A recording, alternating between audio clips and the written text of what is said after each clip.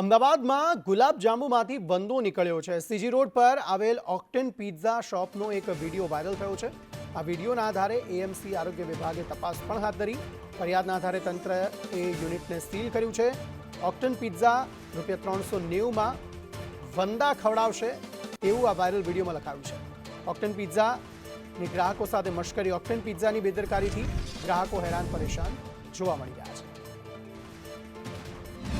અમદાવાદ શહેરમાં છેલ્લા 3 મહિનામાં 30 બનાવો એવા બન્યા છે કે જ્યાં આગળ રેસ્ટોરન્ટમાં હાઇજીન કન્ડિશન જળવાતી ન હોય, જેના કારણે જે ગ્રાહકો રેસ્ટોરન્ટમાં ખાવા જતા હોય છે ત્યાં આગળથી ફૂડમાંથી જીવાત નીકળતી હોય છે। આવી જ એક ઘટના ગઈકાલે બની હતી। ઓક્ટેન પિઝા કે જે સીજી રોડ ઉપર આવેલું છે, ત્યાં એક ફેમિલી જે ખાવા માટે ગયું હતું તેમના ભોજનમાંથી વંદો નીકળવાની ઘટના સામે આવી છે અને આ જ કારણથી એએમસીએ કાર્યવાહી કરીને આ ઓક્ટેન પિઝાને સીલ કર્યું છે। આપણી સાથે કેટલાક યંગસ્ટર્સ છે, તેમની સાથે વાત કરશું। ખાસ તો આ પ્રકારની ઘટના વારંવાર અમદાવાદ શહેરમાં બનતી હોય છે, અલગ અલગ રેસ્ટોરન્ટમાં આ પ્રકારની ઘટના બનતી હોય છે। ગઈકાલે ઓક્ટેન પિઝામાં બની છે, ભૂતકાળમાં અનેક જગ્યાએ બની છે। આપ શું માનો છો, આવી ઘટનાઓ કેટલી દુઃખદ હોય છે અને આવી ઘટનાઓ બનવી જોઈએ કે ના બનવી જોઈએ? ના, આવી ઘટના બનવી ન જોઈએ, પણ તોય ધ્યાન રાખવું જોઈએ એમને પણ આપણે પણ પોતે ધ્યાન રાખવું જોઈએ।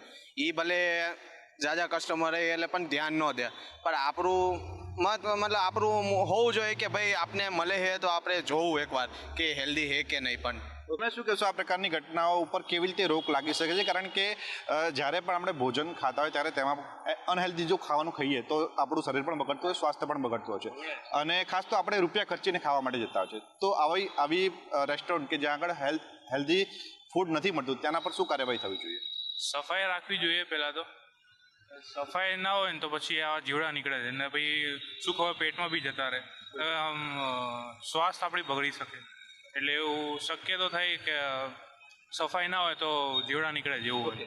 आप क्या कहोगे, जनरली यंगस्टर्स जो है ऐसे जंक फूड खाते रहते हैं और ऐसे जो मामले सामने आते हैं वो जंक फूड में सामने आते हैं, तो आपका क्या मानना है इस तरह की घटना के ऊपर?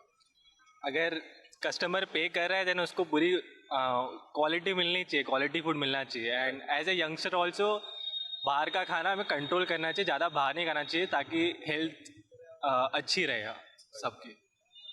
ये जो घटना बनी थी ऑक्टेन पिज़्ज़ा में कल बनी थी और आज एएमसी ने कार्यवाही करके इसको सील किया है, तो आप कितने सेटिस्फाइड हो ये काम से? ये डिसीजन अच्छा है, मतलब तुरंत एक्शन हुआ, ये अच्छा है ताकि और लोगों को नुकसान ना पहुंचे इसकी वजह से। सो आई सपोर्ट करता हूँ मैं पूरा। ओके, એએમસી દ્વારા આ ઘટનાને ધ્યાને લઈને કાર્યવાહી કરવામાં આવી છે અને ઓક્ટેન પિઝા કે જ્યાં આ ઘટના બની હતી તેને સીલ કરવામાં આવ્યું છે। જો કે આ પ્રકારની ઘટનાઓ ન માત્ર ઓક્ટેન પિઝા પરંતુ અલગ અલગ રેસ્ટોરન્ટમાં અવારનવાર સામે આવતી હોય છે, ત્યારે આવી ઘટનાઓ ન બને તેના માટે એએમસીનું ફૂડ વિભાગ છે તે યોગ્ય કાર્યવાહી કરે તેવી માંગ કરી રહ્યા છે। સાથે જ એએમસીએ જે કાર્યવાહી કરી છે તેનાથી યુવાનો સંતુષ્ટ પણ જોવા મળી રહ્યા છે। કેમેરા પર્સન કુંતલ મહેતા સાથે પ્રતિક જાદવ, સંદેશ ન્યૂઝ, અમદાવાદ। તો રાજ્યમાં આગામી 12 જૂન સુધી સૌરાષ્ટ્ર અને દક્ષિણ ગુજરાતના કેટલાક સ્થળોએ ગાજવીજ સાથે હળવાથી મધ્યમ વરસાદની હવામાન વિભાગે આગાહી કરી છે। ત્યારે અમરેલી, ભાવનગર અને જૂનાગઢ જિલ્લામાં વાતાવરણમાં પલટો આવ્યો, જેમાં અમરેલીના ખાંભા, ગીર પંથક, ધારી અને વડિયા સહિતના વિસ્તારોમાં વરસાદ પડ્યો। તો ભાવનગરના ગારિયાધાર શહેર સહિત ગ્રામ્ય વિસ્તારોમાં વરસાદ ખાબક્યો, તેમજ જૂનાગઢના વિસાવદર તાલુકામાં ગરમીના માહોલ વચ્ચે વરસાદ થતાં વાતાવરણમાં ઠંડક પ્રસરી।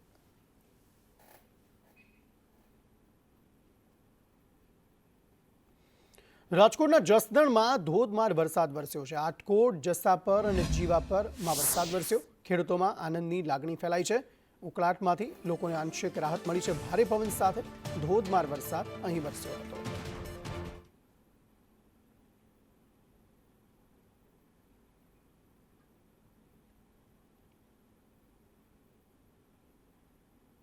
આ તરફ વિસાવદર તાલુકામાં પણ પવન સાથે વરસાદ વરસ્યો છે। વિસાવદર, વીરપુર, મોણિયા અને ચાપરડામાં વરસાદ વરસ્યો છે।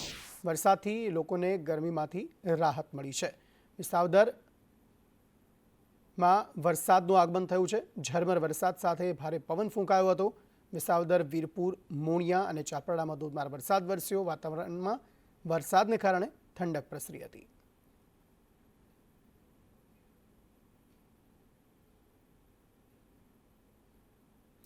નવસારી જિલ્લામાં છેલ્લા 1 મહિનાથી વરસેલા કમોસમી વરસાદે ડાંગર પકવતા ખેડૂતોની ચિંતામાં વધારો કર્યો છે। એક તરફ કુદરતી આફત અને બીજી તરફ વેપારીઓની મનમાની, આ બંને પરિબળોએ ખેડૂતોની કમર તોડી નાખી છે। તોફાની પવનો સાથેના ભારે વરસાદમાં ખેતરોમાં ઊભો પાક ઢળી પડ્યો હતો, જ્યાં પાકને ઓછું નુકસાન થયું હતું. ત્યાં ખેડૂતોને હવે કાપણીની ચિંતા પણ સતાવી રહી હતી. જોકે વરસાદી માહોલ વચ્ચે થોડો ઉઘાડ નીકળતા ખેડૂતોએ રાત દિવસ એક કરીને ચાઇના મશીનોની મદદથી પાક કાપી તો લીધો. ડાંગર બચી ગયાનો સંતોષ તો થયો, પરંતુ હવે વધુ મોટી સમસ્યા ઊભી થઈ છે. મે મહિનાના સ્ટાર્ટિંગથી વરસાદ આવી રહ્યો છે. વરસાદને કારણે ભેજનું પ્રમાણ રહેતું છે અને વેપારીઓથી લઈને સંઘથી લઈને એક જ વાત કરે છે કે ભાઈ તમે ભેજ મેન્ટેન કરીને લાવો. હવે ભેજ મેન્ટેન અમારે કેવી રીતના કરવાનું? અત્યારે પણ તાપમાં અમે સુકવતા છે, સાંજે વરસાદ પડે, મજૂરી અમારી એટલી જતી છે કે તે એક તો ન પૂછો વાત. અમદાવાદમાં પ્રી મોન્સૂન કામગીરીથી પ્રજા પરેશાન છે. ચોમાસું નજીક છે, છતાં ઠેર ઠેર ખોદેલા રસ્તાઓથી લોકો પરેશાન છે. જશોદાનગરના CTM સુધીનો આખો સર્વિસ રોડ ખોદી નાખાયો છે. સ્થાનિક લોકો પોતાના ઘરમાં ન જઈ શકે તેવી સ્થિતિ છે. રસ્તે ખોદેલ ખાડામાં રોજ લોકો ફસાય છે, અનેક વાહનો ફસાય છે. કામ ઝડપથી પૂર્ણ થાય તે માટે માનતા રાખવામાં આવી છે. ચોમાસું નજીક આવી ગયું છે અને અમદાવાદ મ્યુનિસિપલ કોર્પોરેશનની પ્રી મોન્સૂન કામગીરી હજુ સુધી પૂર્ણ નથી થઈ. ઠેર ઠેર અમદાવાદમાં જ્યાં જુઓ ત્યાં રસ્તા ખોદેલા જોવા મળી રહ્યા છે. ડ્રેનેજની કામગીરી હોય, જે પાણીની લાઈનોની કામગીરી હોય કે રોડ રસ્તા બનાવવાની તમામ કામગીરી હજુ પણ ચાલુ જોવા મળી રહી છે. આ લોકોનો પ્રી મોન્સૂન પ્લાન જ ફેલ છે, કાગળ પર જ છે. દર વખતે આજથી 3 વર્ષ પહેલાં બી આ લોકોએ આ પાઇપો નાખ્યા હતા, એનો કોઈ ઉપયોગ થતો નથી અને ફરીથી નાખીને અત્યારે એવું કરી દીધું છે કે અહીંયા તળાવ થઈ જાય છે. જેમ કે થોડો બી વરસાદ પડે ને તો જાણે આપણે તળાવ બની ગયો ને એ રીતની સર્જાઈ છે. લોકોને ખાડામાં પડે, લોકોને એક્સિડન્ટ થાય છે, એમના પગ ફ્રેક્ચર થાય છે. આમાં જે બધા જે લમણ જાવતા હોય છે એ બધાને પ્રોબ્લેમ થઈ રહી છે અને જેટલા પણ અહીંથી નીકળે છે જેટલા પણ બધાને ધક્કો મારીને જેટલા પણ અને ચોમાસો હોય કે ચોમાસામાં જ આ લોકોને કામ દેખાય છે. ઉનાળામાં શિયાળામાં જે પણ કામ કરવાનું ત્યારે કામ કરવાનું આવતું નથી, પણ જ્યારે ચોમાસું આવે ને ત્યારે બધા ખોદવાનું આ કામ બધું કરવાનું ચાલુ કરે છે. આ જે જશોદાથી CTM નો હાઈવે છે એ મેન હાઈવે છે, જે સર્વિસ રોડ ઉપર અવર જવર વધારે છે. બાજુમાં એક પેટ્રોલ પંપ આવેલું છે, એ પેટ્રોલ પંપ હમણાં 4-5 દિવસથી ચાલુ થયું લાગે છે. કારણ કે અહીંના સ્થાનિકો તો અહીંયાથી નીકળવાનું, પછી પાણીની સમસ્યા, પાણી પીવાથી બહાર લોકો પાણી લઈને આવે છે. બીજી વસ્તુ કે આ તમે જોઈ રહ્યા છો કે નાના નાના વાહન મોટા કોઈ એવો બનાવ બની જશે તો આની જવાબદારી કોર્પોરેશનની, ખાલી અહીંની જ નહીં પણ આખા ભાઈપુરા અટકેશ્વર વોર્ડની અંદર ઠેર ઠેર જ્યાં ત્યાં ખાડા ખોદેલા છે. દર વર્ષે ખોદકામ અને રસ્તા ગટરનું આ જે પ્રોબ્લેમ છે એ નદીની આપાર જ કેમ થાય છે, નદીની પહેલી બાજુ કેમ નહીં થતું?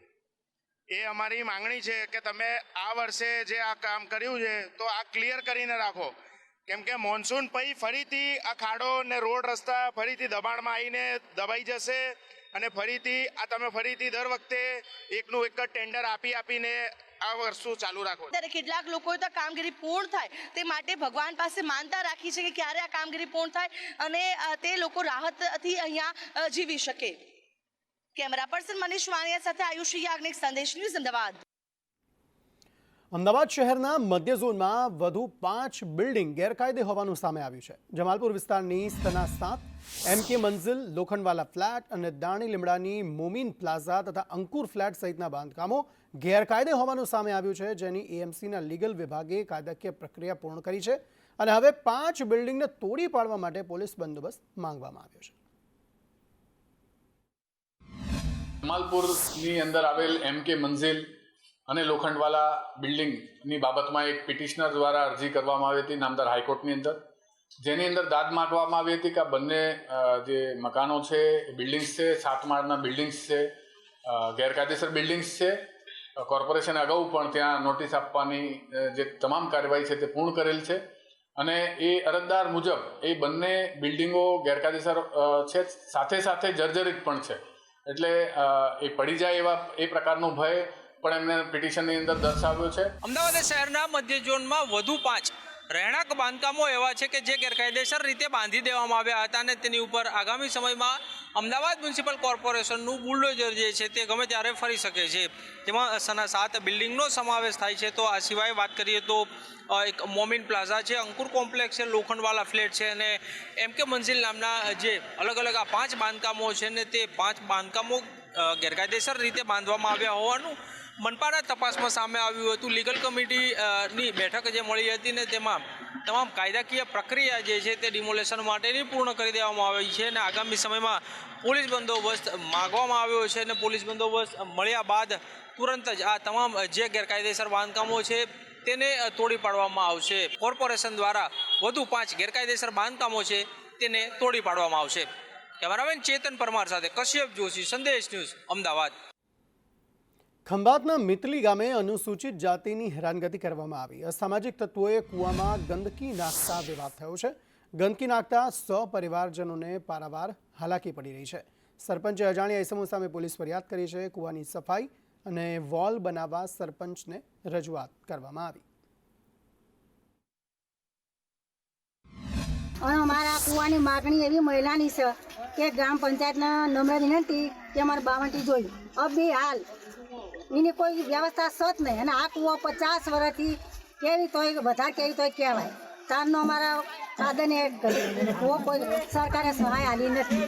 હવે અમારા કૂવો આવીને ધોઈ જાય, ગંદકી કરી જાય, સંડાસ કરી જાય, મેં છાણ નાખી જાય અને અમે ધોવા આવીએ ત્યારે અમને ધોવા દે નહીં. તમારા બાપનો કૂવો નથી, આ કૂવો અમારા સરપંચે કરેલો. સરપંચ તો કોઈ જાણતો નથી. સંડાસ કરેલું હોય છે, મારી ગંદકી હોય છે, પછી પાણી ખેંચીને સાફ કરી નાખે છે. આ હું બીજી વાર કર્યું મેં, પરમ દાડે કર્યું હતું, આજે કરી. અમારે કૂવો નથી, અમે અહીં ધોવાવી છે, અમને ધોવા જાય ધોવી છે. કૂવો પૂરાઈ ગયો છે, અહીંયા ઢોર બાંધતા હતા, સાણા નાખતા હતા, સાણા થાપતા હતા. કૂવો અમારો પૂરાઈ ગયો. પછી અમારે કૂવાની તકલીફ થઈ, ચકલો પાણી આવતું નહીં, ત્યાં અમે 2 દાડે ધોવાવી છે. કપડાં ધોવાવી તો પછી બધા ધોતા હતા, તો મને જગ્યા લો મારે કપડાં ધોવા. તો કે તારું નહીં કે એમ કરીને મને 2 છોકરા બીજા આવ્યા ને એમ મને મારવા માંડ્યા. માગણી એક આ કૂવો આવવા ના જોઈએ, કંઈ આ કૂવા પર ચડો ના જોઈએ. ભલે અમારો કૂવો પડ્યો રહી, પણ આ કૂવા બીજી કોઈ અહીંયા આવી ના જોઈએ કૂવા પર. ભરૂચ જિલ્લામાં કેટલીક શાળાઓ દ્વારા વાલીઓ પર ચોક્કસ દુકાનેથી નોટબુક, પુસ્તકો, સ્કૂલ બેગ તથા સ્ટેશનરી ખરીદવા માટે દબાણ કરવામાં આવતું હોવાની બૂમ ઉઠી હતી. આ મુદ્દે શિક્ષણ વિભાગ તરફથી તમામ શાળાઓને આવી પ્રવૃત્તિઓથી દૂર રહેવા પરિપત્ર બહાર પાડવામાં આવ્યો છે. જિલ્લા શિક્ષણાધિકારી કચેરીએ જણાવ્યું કે જો આવી કોઈ ઘટનાઓ સામે આવશે તો તે વિરુદ્ધ આરટી એક્ટ અને શિક્ષણ નિયમો હેઠળ દંડાત્મક કાર્યવાહી કરવામાં આવશે. તાજેતરમાં ખાનગી શાળાઓમાં જે વિદ્યાર્થીઓ પાસેથી પ્રિન્ટેડ નોટબુકો અને પુસ્તકો ખરીદવા માટે ફોર્સ કરવામાં આવે છે, ચોક્કસ દુકાનેથી સ્ટેશનરી ખરીદવા માટે ફોર્સ કરવામાં આવે છે, અથવા તો શાળામાંથી જ ખરીદી કરવા અંગે ફોર્સ કરવામાં આવે છે. એના અંગે એક આવેદન મને મળેલ હતું ને એ આવેદનના આધારે તમામ શાળાઓને મેં સૂચના આપી છે કે આ રીતે ખાનગી કોઈ દુકાન ઉપરથી સ્ટેશનરી ખરીદવાનો ફોર્સ કરવો એ શિક્ષણની જોગવાઈ નિયમોની વિરુદ્ધ છે. રાજકોટમાં શ્યામા પ્રસાદ મુખર્જી આર્ટ ગેલેરીનું લોકાર્પણ થયું. મુખ્યમંત્રી ભૂપેન્દ્ર પટેલ દ્વારા આર્ટ ગેલેરીનું લોકાર્પણ કરવામાં આવ્યું. મુખ્યમંત્રીએ આર્ટ ગેલેરીના પટાંગણમાં વૃક્ષારોપણ પણ કર્યું હતું. આર્ટ ગેલેરીમાં મૂકેલ ચિત્ર મુખ્યમંત્રીએ નિહાળ્યા હતા.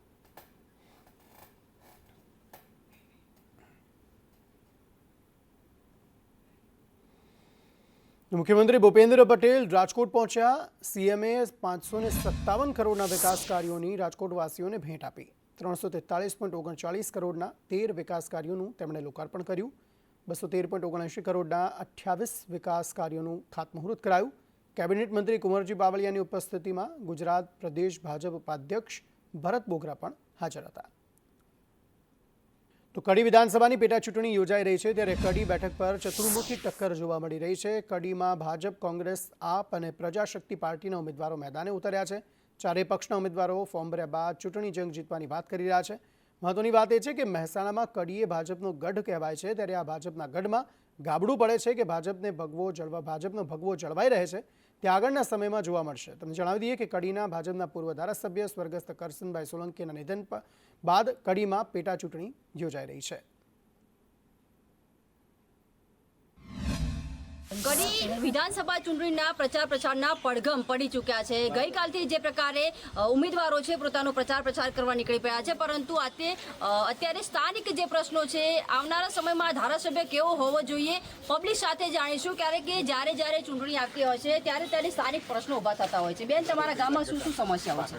અમારા ગામમાં ટ્રેક્ટરોની ગંદકી આવે છે પ્રદૂષણ શ્વાસ રૂંધાય છે, ઊંઘવામાં તકલીફ પડે છે. બીજી કઈ સમસ્યાઓ છે જેને લઈને અત્યારે તમે લોકો પીડાઈ રહ્યા છો? સ્થાનિક સમસ્યાઓ જ્યારે કે આવનારું ધારાસભ્ય કેવું હોવું જોઈએ કે તમામ સમસ્યાઓ તમને નિરાકરણ કરતા? અમારે ત્યાં નંદાસન ચોકડી ઉપર જે બિનવાર્ષિક લારીઓ પડી રહી છે, દબાણ છે, ટ્રાફિકની સમસ્યા છે, એનો નિકાલ કરવાનો એ પોલીસ સ્ટેશનને એક વખત અરજી કરી છે પણ એનો કોઈ નિકાલ આવતો નથી. પ્લસ બીજું કે હાઈવે ઉપરની જે સિંગલ પટ્ટી છે દેરાસરવાળા રોડ ઉપર ગટરો ખુલ્લી છે, હોટલોનું અંદર જે એઠવાડ નાખવામાં આવે છે એની દુર્ગંધ આવે છે, ગટરો ખુલ્લી છે, વરસાદનું પાણી બી ભરાઈ રહે છે. વારંવાર રજૂઆત કરવાતા નીકળતા નેતાઓને રજૂઆત કરવાથી પણ કોઈ સમસ્યાનો ઉકેલ આવતો નથી. આમ આદમી પાર્ટીના ઉમેદવાર ગોપાલ ઇટાલિયા વાદરવડની મુલાકાતે પહોંચ્યા હતા. સહકારી મંડળીના ભોગ બનેલ ખેડૂતોની સાથે તેમણે મુલાકાત કરી હતી. મંડળીએ કરેલા કૌભાંડની ઇટાલિયાએ માહિતી લીધી અને આપઘાત કરનાર ખેડૂતના પરિવારજનો સાથે મુલાકાત કરી. વાદરવડ ગામે મંડળી દ્વારા 13 કરોડથી વધુનું કૌભાંડ આચરાયું છે. બેંકમાં ખાતા જ નથી તેવા લોકોને નોટિસ અપાઈ છે.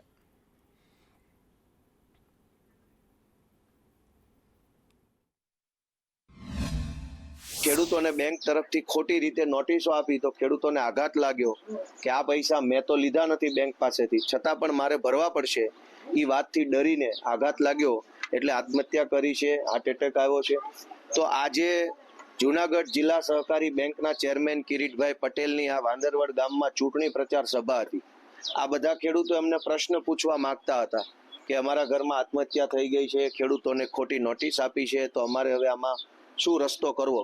તો શાંતિપૂર્વક રીતે ખેડૂતો જ્યારે રજૂઆત કરવા ઈચ્છતા હતા તો પોલીસે આવી અને બધા ખેડૂતોને પકડી લઈ વિડીયો ડિલીટ મરાવી દીધા, ધમકાવવાનું કામ કર્યું, કેટલાકને પ્રેમથી સમજાવ્યા, કેટલાકને ધમકાવ્યા અને ખેડૂતોને આજે રજૂઆત કરવા ન દીધી.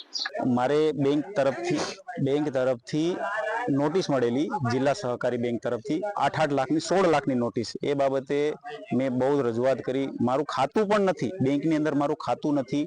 બરાબર છે. જ્યારે હું જિલ્લા બેંકને મળવા ગયો કે ભાઈ મારું ખાતું નથી, છતાં મને આ નોટિસો શેના દ્વારા આપી છે કે તમારે કંઈ નહીં હોય તો તમને કંઈ ભરવાનું નહીં થાય. તો મેં કીધું મને એનઓસી આપો, તો એમણે એનઓસી ના આપી. જિલ્લા સહકારીનું અમારે જુનાગઢથી નોટિસ આવેલ છે અને મારે 2.5 લાખ રૂપિયાની નોટિસ આવેલ છે અને એનું કાંઈ નિકાલ થયો નથી.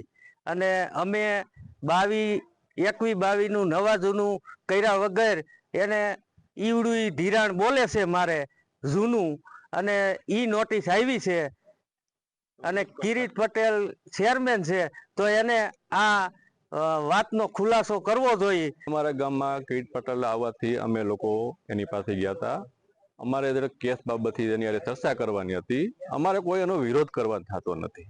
અમારે ખાલી એટલું કહેવાનું થાય છે કે અમારો જે કેસનું કઈ નિવારણ આવતું નથી. તમે સ્ટેજ માથે એવું બોલો છો કે અમારે ઝેર પી જાય, અમે ખેડૂતનો 1 રૂપિયો લઈ. તો ભાઈ તમારે ઝેર પીવાની ક્યાં આમાં જરૂર જ છે? ઝેર આવ્યું છે બરોબર, તમે એમ કહો છો અમે 1 રૂપિયો ખાધો નથી, તો ખાધો એને પકડો ને ભાઈ. અમારા ગામમાં 13 કરોડ રૂપિયા જેવું થયું છે, તો 13 કરોડ રૂપિયા ગયા ક્યાં? મારા ભાઈને ખોટી નોટિસો આપવામાં આવી એ બેંક દ્વારા આવડ્યા સહકારી બેંકમાંથી, અને એના હિસાબે એને આઘાતના હિસાબે એને થોડું આત્મહત્યા કરી નાખ્યું.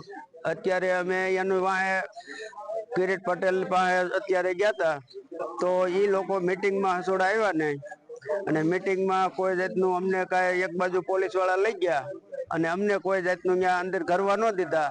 મારા બાપુજી 14-15માં ચોખ્ખું કરીને બધી ભરપાઈ કરી દીધી. બેંકમાં એન્ટ્રી પડવી તો 0 માઇનસ બતાવે છે, અને આ મંત્રી કરી ગયા પછી 16 લાખની નોટિસ 2 વાર આવી, 8 લાખ.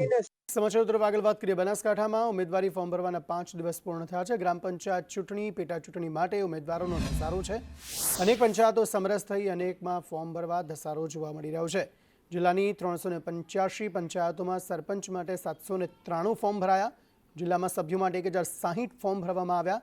230 પંચાયતોની પેટા ચૂંટણીમાં સરપંચ માટે 20 ફોર્મ ભરાયા છે, જ્યારે 230 પંચાયતોની પેટા ચૂંટણીમાં સભ્યો માટે 39 ફોર્મ ભરાયા.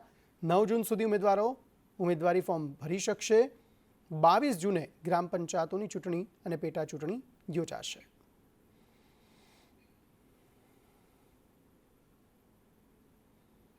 વિરમગામમાં ચિઠ્ઠી ઉછાળીને સરપંચની પસંદગી કરાઈ. કાલિયાણામાં ચિઠ્ઠી ઉછાળી સરપંચની પસંદગી કરાઈ છે. વિરમગામની કાલિયાણા ગ્રામ પંચાયત સમરસ થઈ છે. સરપંચ તરીકે અલ્પેશ કનુભાઈ મોરીની પસંદગી કરાઈ. ગામના 3 વ્યક્તિના નામની ચિઠ્ઠી ઉછાળવામાં આવી હતી, જેમાં અલ્પેશ મોરીના નામની ચિઠ્ઠી નીકળી હતી.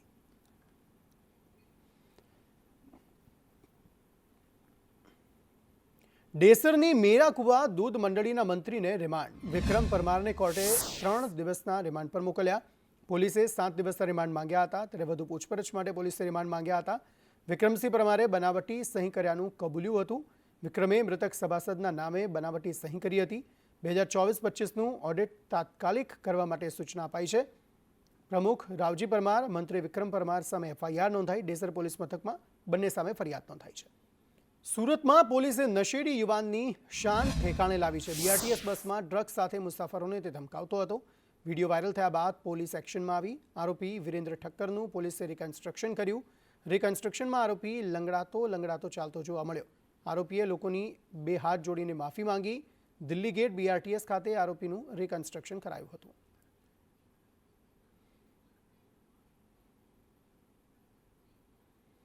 નશાની હાલતમાં બસમાં આતંક મચાવનાર ઝડપાયો છે. સુરત પોલીસે આરોપી વિરેન ઠક્કરને મહારાષ્ટ્રથી પકડી લીધો. મહારાષ્ટ્રના 40 ગાંવથી આરોપીને ઝડપી લેવાયો છે. 2.5 લાખની ઘડિયાળ માત્ર 700 રૂપિયાની નીકળી અને 1.5 લાખનો મોબાઈલ પણ 5,000નો નીકળ્યો. આરોપી સામે 9 જેટલા અગાઉ ગુના નોંધાઈ ચૂક્યા છે તેવું પોલીસે જણાવ્યું. સુરત શહેરની અંદર એક સોશિયલ મીડિયા ઉપર એક વિડીયો વાયરલ થયેલો હતો, જેમાં એક ઈસમ એક બસની અંદર બેસીને પોતે બસના જે મુસાફરો હોય એ લોકોની સામે બીભત્સ ગાળો અને એ રીતે બોલતો હતો. તેમાં એક જાગૃત નાગરિક દ્વારા એનો વિડીયો ઉતારી લેવામાં આવેલો હતો અને એ વિડીયો વાયરલ કરવામાં આવેલો હતો. સુરત શહેર પોલીસની અંદર એક સંકલનથી આ ગુનો બહુ ટૂંક સમયની ગણતરીના કલાકોમાં જ ઉકેલી કાઢવામાં આવેલો હતો, જેમાં જે વિડીયો સુરત પોલીસને મળતા, જેમાં સુરત શહેરની સાયબર ક્રાઇમ જે સેલ છે તેના દ્વારા એ વિડીયો અધિકારીઓને આપવામાં આવેલો હતો. એ વિડીયોને જોતા આરોપીની ઓળખ નક્કી થઈ ગયેલી હતી અને તરત જ એ આરોપીને ધરપકડ કરવા ચક્રો ગતિમાન કરવામાં આવેલા હતા. આણંદના કરમસદ નજીકથી MD ડ્રગ્સ સાથે પહેલીવાર LSD ડ્રગ્સ ઝડપાતા પોલીસ પણ ચોંકી ઉઠી છે. વિદ્યાનગર પોલીસે MD ડ્રગ્સ સાથે 2 આરોપીને ઝડપી પાડ્યા. 62 લાખથી વધુના ડ્રગ્સ સાથે 2 શખ્સોને ઝડપી પડાયા છે. નાર્કોટિક્સ હેઠળ કાર્યવાહી પણ કરાઈ છે. આરોપી પરવેઝ સૈયદ અને મોશીન પઠાણ વડોદરાથી ડ્રગ્સ લાવતા હતા. LSD ડ્રગ્સ આણંદમાંથી પહેલીવાર પકડાયું છે, જેનો ઉપયોગ ઉચ્ચ વર્ગના નબીરા કરતા હોવાની શંકા સેવાઈ રહી છે. ચરોતર NRI અને વિદ્યાર્થીઓનું બેલ્ટ હોવાથી આ મોંઘા ડ્રગ્સની હેરાફેરીએ પોલીસને પણ ચોંકાવ્યા. મહત્વનું છે કે પરવેઝ નામનો આરોપી લંડનની ઈસ્ટ યુનિવર્સિટીમાં માસ્ટર ઓફ હ્યુમન રિસોર્સનો અભ્યાસ કરેલો છે અને હાલમાં બોરિયાવી મલેકવાડા ખાતે ગાય ભેંસોનો તબેલો ચલાવે છે અને લોન્ડ્રી તેમજ ટૂર્સ એન્ડ ટ્રાવેલ્સનો ધંધો પણ કરે છે. આ બંને આરોપી છેલ્લા 2-3 માસથી ડ્રગ્સનો કારોબાર ચલાવતા હોવાનું સામે આવ્યું છે. બંને ઇસમો જે મળી આવેલા છે પરવેજ હકીમભાઈ સૈયદ તથા મોસીન સિરાજ પઠાણ પાસેથી MD તથા LSD ડ્રગ્સ મળી આવેલો હતો, જેનું વજન કરતાં MDનું વજન 5.36 ગ્રામ તથા LSDનું વજન 250 મિલીગ્રામ, કુલ મુદ્દામાલ કિંમત 62,50,000નો મળી આવેલો હતો. આ મુદ્દામાલ બાબતે પૂછતા આ પરવેજ આ મુદ્દામાલ લાવતો હોવાની હકીકત જણાવેલ છે અને આ બંને ઇસમોના વિરુદ્ધમાં NDPS એક્ટ હેઠળ વિદ્યાનગર પોલીસ સ્ટેશનમાં ગુનો રજીસ્ટર કરવામાં આવેલો છે. અંકલેશ્વરના જીતાલી ગામમાંથી ગાંજાનો જથ્થો ઝડપાયો છે. 2.22 ગ્રામ ગાંજો, 26 લાખ રોકડા, 29 તોલા સોનું ઝડપાયું છે. રોકડ, સોનું અને ગાંજો મળી 54.35 લાખનો મુદ્દામાલ જપ્ત કરાયો. SOGના સર્ચ દરમિયાન મકાનમાંથી આ ગાંજો ઝડપાયો છે. અંકલેશ્વર રૂરલ પોલીસે ફરિયાદ નોંધી તપાસ હાથ ધરી છે. 2 આરોપી સુમન વાઇફ ઓફ સુભાષ શિવચંદ્ર યાદવ તથા સંજુ દેવી વાઇફ ઓફ કુંદન મદન રાય નાઓને ધરપકડ કરવામાં આવી છે. આ અંતર્ગત તેમની પાસેથી કુલ 2.221 કિલોગ્રામ જેટલો વનસ્પતિજન્ય ગાંજો છે એ જપ્ત કરવામાં આવ્યો છે. આ સાથે તેની સાથે મળી આવેલ લગભગ 26 લાખ રૂપિયાથી પણ વધુની કિંમતની રોકડ તથા સોના અને ચાંદીના દાગીના, કે જેમાં સોનાના દાગીના છે લગભગ 29 તોલા, ચાંદીના લગભગ 16 ગ્રામ જેટલી ચાંદી છે પણ એ પણ જપ્ત કરવામાં આવી છે. સમાચારો તરફ આગળ વાત કરીએ. સુરતમાં આરોપીઓની ઓળખ પરેડ કરાવાઈ. પોલીસ પરેડ ગ્રાઉન્ડ લાવી તેમને સમજણ અપાઈ. ઈદના તહેવારને ધ્યાનમાં રાખી પોલીસે આ કાર્યવાહી કરી છે. આરોપીઓનો ડીસીપી સાથે વાર્તાલાપ જોવા મળ્યો। ફરીથી ગુનો ન કરવા માટે પોલીસે સમજણ આપી છે। ईद का त्यौहार है, इसके संबंध में भी इनको हिदायत दी गई है कि किसी तरह के अपराध में, कोई मारामारी में, दूसरे कोई गुनाह में ना पड़े। और ये कंटिन्यू हम लोग मेंटर कार्यक्रम के तहत भी और उसके अलावा भी कंटिन्यू जितने भी पुराने अपराधी हैं, चाहे वो बॉडी ऑफेंस के हैं, प्रॉपर्टी ऑफेंस के हैं, उनको अलग अलग तरीके से लाके हम लोग काउंसलिंग के थ्रू बार बार उनके जीवन में क्या चल रहा है ये सब जान के उनको किस तरह से इसमें सुधार किया जाए, किस तरह से वो अपराध छोड़ के सामान्य नागरिक की तरह जीवन जी सकें, इसके लिए हम कंटिन्यू प्रयास कर रहे हैं।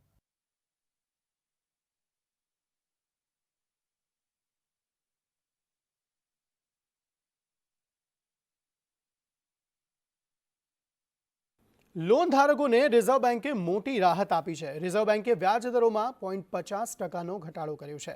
રેપો રેટ 0.50% ઘટાડી 5.5% કરાયો। સતત ત્રીજી વાર વ્યાજ દરમાં ઘટાડો કરાયો છે। 2025માં 1%નો કુલ ઘટાડો થયો છે। રેપો રેટ ઘટતા તમામ લોન સસ્તી થઈ શકે છે। હોમ લોન, ઓટો લોન અને પર્સનલ લોન સસ્તી થશે।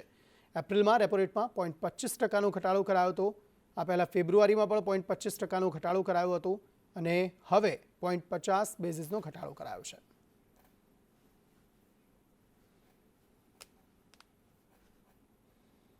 સોનાનો ભાવ તેની સર્વોચ્ચ સપાટીએ પહોંચ્યો છે। સોનાનો ભાવ ફરી એકવાર 1 લાખને પાર થયો છે। હાલમાં 10 ગ્રામ સોનાનો ભાવ 1,06,000 રૂપિયા છે। ચાંદીના ભાવમાં પણ દિવસે ને દિવસે વધારો થઈ રહ્યો છે। 1 કિલો ચાંદીનો ભાવ રૂપિયા 1,07,000ને પાર પહોંચ્યો છે। ચાંદીમાં એક જ દિવસમાં 1,300 રૂપિયાનો જંગી ઉછાળો નોંધાયો છે। 5 દિવસમાં સોનાની કિંમતોમાં 20,900 રૂપિયાનો વધારો થયો, જ્યારે ચાંદીની કિંમતોમાં 5 દિવસમાં 12,500 રૂપિયાનો વધારો થયો છે।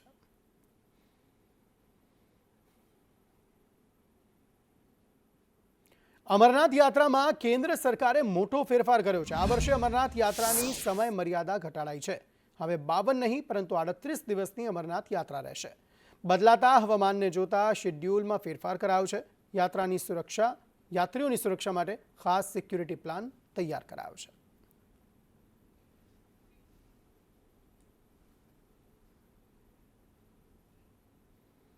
અમદાવાદમાં ભગવાન જગન્નાથજીની 148મી રથયાત્રાને લઈને મોસાળવાસીઓની તૈયારીઓ જોવા મળી રહી છે। ભાણેજ બનીને આવતા ભગવાનના સ્વાગતની તૈયારીઓ કરવા માટે મોસાળવાસીઓ થનગની રહ્યા છે। મોસાળ કહેવાતા રણછોડરાય મંદિરને નવો શણગાર કરાયો છે। મોટી સંખ્યામાં ભક્તો ઊભા રહે તેવું વિશાળ પ્રાંગણ કરાયું છે। સરસપુર મંદિરના રથયાત્રાના રોડ પણ નવા બનાવાયા છે। ભગવાન જગન્નાથજીનું મામેરાનું જે મોસાળીઓ ભરાય છે, ત્યાં મોસાળવાસીઓ રહે છે, તે છે ભગવાન જગન્નાથજીનું સરસપુર ખાતે આવેલું રણછોડરાયનું મંદિર। અને આજે 11 છે, 11થી મોસાળવાસીઓએ મામેરાના તમામ જે લોકોના આગતા સ્વાગતા કરવાની તૈયારીઓ છે તે શરૂ કરી દીધી છે। આ સાથે જે સરસપુર મંદિરમાં જે ભક્તોનું મહેરામણ છે તે અત્યારથી ઉમટેલું નજરે છે તે પડી રહ્યું છે। મોટી સંખ્યામાં મોસાળવાસીઓ છે જે ભાણેજવાસીઓને અહીંયા વધામણા કરવા માટે આતુર થયા છે। ત્યારે કેટલાક મોસાળવાસીઓ છે એમની સાથે જ વાત કરીએ। બેન, મોસાળવાસીઓની કેવી તૈયારી છે રથયાત્રાને લઈને? બહુ આનંદ છે। ભગવાન અમારા ઘરે આવવાના છે। આજે સરસપુરમાં આનંદ ઉત્સવ છે। ઠેર ઠેર પ્રોગ્રામો તૈયારીઓ થઈ રહી છે। મોસાળવાસીઓ છે અત્યારથી ભાવ વિભોર થયા છે। કળશની સાથે કેરી પણ આપવામાં આવી રહી છે। આજના દિવસનું શું મહત્વ હોય છે? આજના દિવસે ભગવાન અમને તો આજે 11 છે। અમારું મંદિર આજે ભગવાનને હરખના તેડા કરવાના છે। ભગવાન અમારા ઘેર આવે અમને બહુ જ આનંદ છે। અમે તો બહુ જ આતુરતાથી રાહ જોઈ રહ્યા છીએ। મામેરા માટે તૈયારીઓ બરોબર કરી રહ્યા છે। એટલે આતુરતાથી છે તે રાહ જોતા નજરે છે તે પર્યાય છે કેરીનો જે મેનોરથ જે ભગવાનને ચડાવવામાં આવશે તે પહેલાથી જ આગવા સ્વાગત કરવા માટે મોસાળવાસીઓ છે તે અત્યારથી મંદિરમાં શરૂઆત છે તે કરી દીધી છે। કેમેરામેન સંદીપ રાઠોડ સાથે દિગ્ગજ ચૌહાણ, સંદેશ ન્યૂઝ, અમદાવાદ। અમદાવાદમાં અષાઢી બીજના દિવસે ભગવાન જગન્નાથની 148મી રથયાત્રા નીકળશે। શહેરમાં રથયાત્રાને લઈને તડામાર તૈયારીઓ ચાલી રહી છે। ત્યારે સરસપુર મંદિરમાં ભાણેજ બનીને આવતા ભગવાન જગન્નાથના સ્વાગતની તૈયારીઓ હાલ ચાલી રહી છે। ત્યારે જોઈએ કેવો માહોલ અત્યારે જોવા મળી રહ્યો છે।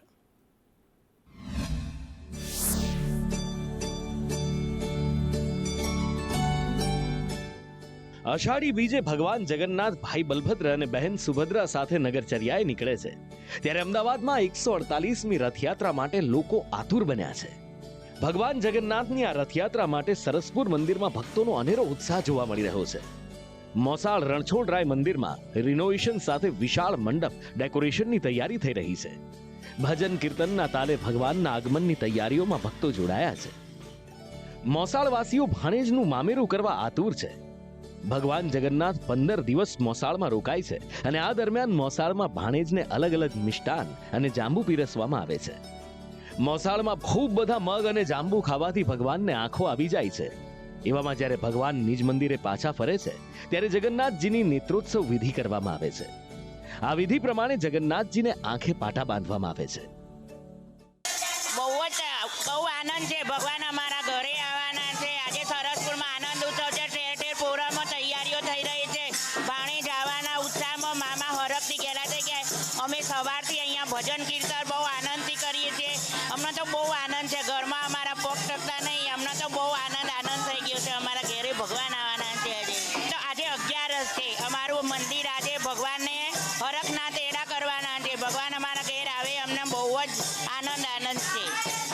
અમે તો બહુ જ આતુરતાથી રાહ જોઈ રહ્યા છીએ. મામા મામેરા માટે તૈયારીઓ બરોબર કરી રહ્યા છે. આજે છે ભીમ 11 અને આ પાવન પર્વે મંદિરમાં ભક્તોનું ઘોડાપૂર ઉમટ્યું છે. એવું માનવામાં આવે છે કે ભીમે ભગવાન માટે નિર્જળા એકાદશી કરી હતી અને માટે ભગવાન જગન્નાથને પાણી, કેરી અને પંખો અર્પણ કરે છે. ભીમ 11નું વિશેષ મહત્વ છે. માન્યતા છે કે ભીમ 11 કરવાથી મનોવાંછિત ફળ મળે છે. હિન્દુ ધર્મમાં નિર્જળા એકાદશીનું વિશેષ મહત્વ છે. આ એકાદશીને સૌથી કઠોર એકાદશી માનવામાં આવે છે. આ દિવસે પાણી પણ પીવામાં નથી આવતું. મોક્ષદાયીની એકાદશી ઉપરાંત એને ભીમ 11 તરીકે પણ ઓળખવામાં આવે છે. આ એકાદશીનું વ્રત સૌપ્રથમ ભીમે કર્યું હતું. આ કારણે એને ભીમ 11 થી ઓળખવામાં આવે છે. આજે ભીમ 11 છે. નિર્જળા એકાદશી કહેવાય.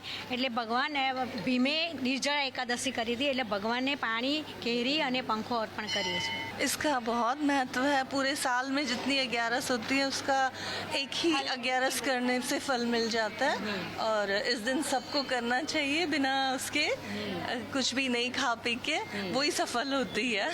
ભગવાનને સિઝન છે કેરીનો ભોગ લગાવાય છે અને આ સૌથી વર્ષની મોટામાં મોટી 11 છે ભીમ 11. જેઠ મહિનાની ગરમીના લીધે પંખો જોઈએ, પાણી જોઈએ, લાઈટ જાય તો ભગવાન પંખો કરી લે. એનું મહત્વ છે એટલે અમે લઈને આવ્યા છીએ. ભીમ 11 આવે ત્યારથી જ ભક્તોમાં અષાઢી બીજની આતુરતાથી રાહ જોવાની શરૂઆત થઈ જતી હોય છે. કારણ કે આ એ પર્વ છે જ્યારે ભગવાન જગન્નાથ નંદી ઘોષ પર બિરાજમાન થઈ, ભાઈ બલભદ્ર તલધ્વજ પર બિરાજમાન થઈ અને બહેન સુભદ્રા પદ્મધ્વજ પર બિરાજમાન થઈ સ્વયં ભક્તોને આશીર્વાદ આપવા નગરચર્યાએ નીકળતા હોય છે અને હૈયે હૈયું દળાતું હોય છે. ભગવાનના દર્શન કરવા માટે, ભગવાનના આશીર્વાદ લેવા માટે હવે અમદાવાદીઓ ઉતાવળા બન્યા છે. બ્યુરો રિપોર્ટ, સંદેશ ન્યૂઝ.